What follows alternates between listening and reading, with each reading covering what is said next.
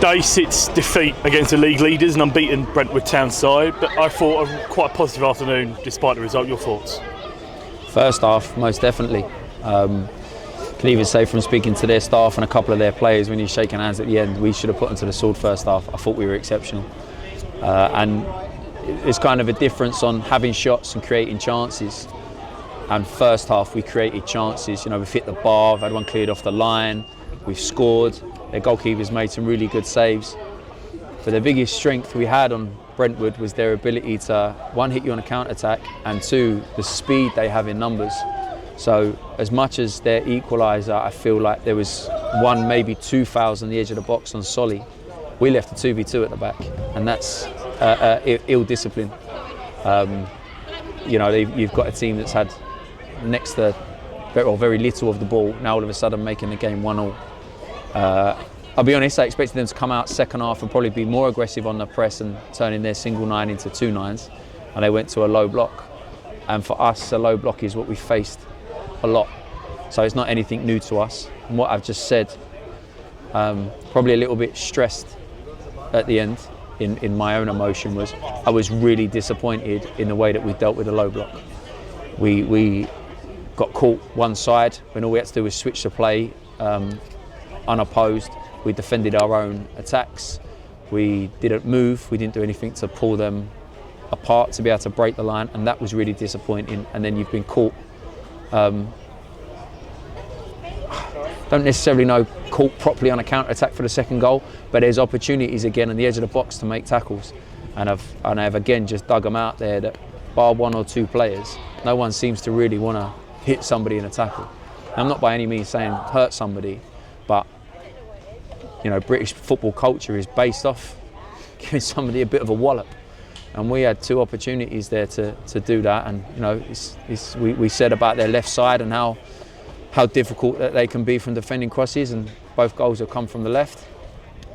And then after that, we kind of chucked the kitchen sink at it, and again, like, people not understanding the change of what's going on. And the first thing we have to do is watch that back when the emotion's gone, have a look at it as staff, and then understand what the players are not quite picking up. And I've just said to them in there, without hitting the panic button, because we're probably sitting, maybe, I don't know, 6th, possibly 7th, which is not the end of the world, with a game in hand still.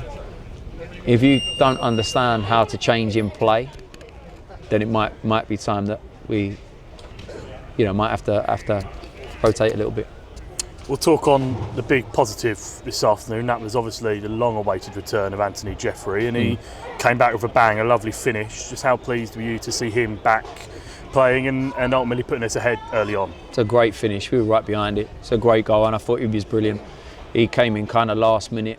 He was always going to be in the squad, but wasn't necessarily going to start. We had a bit of a freak accident with Gasper during the week, which has ruled him out. And he kind of blew up when we expected him to blow up.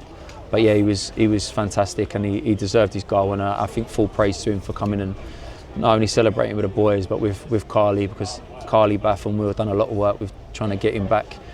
So yeah, delighted for AJ.